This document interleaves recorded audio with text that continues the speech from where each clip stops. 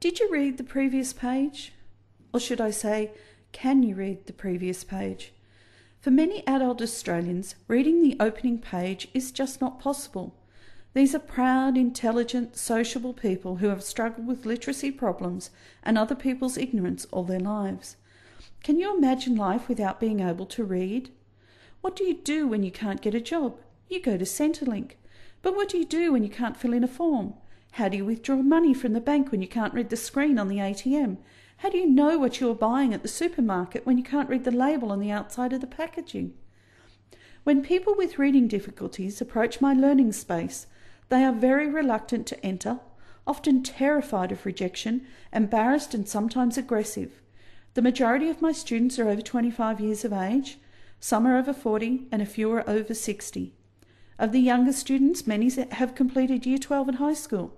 Most cannot write their name and address without assistance. One of the first things my students say is, "I'm illiterate," or "I'm dumb." I try to tell them that they aren't illiterate or dumb, or they wouldn't be standing in my classroom. But it is a struggle to convince them of something that is contrary to what they have been told or been made aware of all of their lives. I explain that they may have a different level of literacy to others, but it doesn't mean they can't change where they are on the sliding scale of literacy. More than 75% of my students are male. They are all unemployed or underemployed, and they all have very disturbing stories of their learning experience. These may sound like generalisations, but they are based on my 5 years' experience of working with adults in this area. Their stories are all too similar to be ignored. Many talk of enthusiasm for school at an early age. Regularly, this emotion seems to change around the age of 7. From this age on, they speak of falling behind, being left out, feeling picked on, and this often leads to remedial classes, exclusion, truancy, fights, and often suspension. By this stage, they have given up trying to learn. They are convinced that nobody can fix their problem. I try to give them the courage to believe that the answer lies with them, and that it is my job to help them find the answer they need. As I said at the beginning, these are very intelligent people.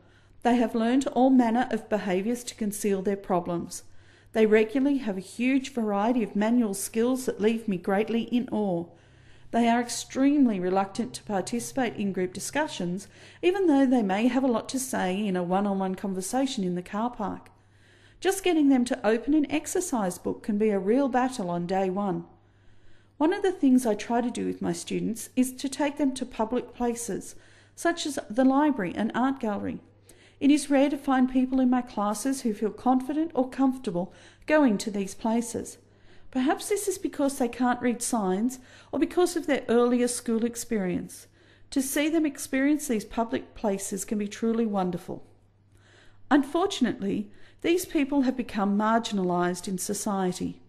As marginalised people, they are often bounced from program to program as government priorities change and funding and assistance gets given and taken at the whim of politicians and public servants.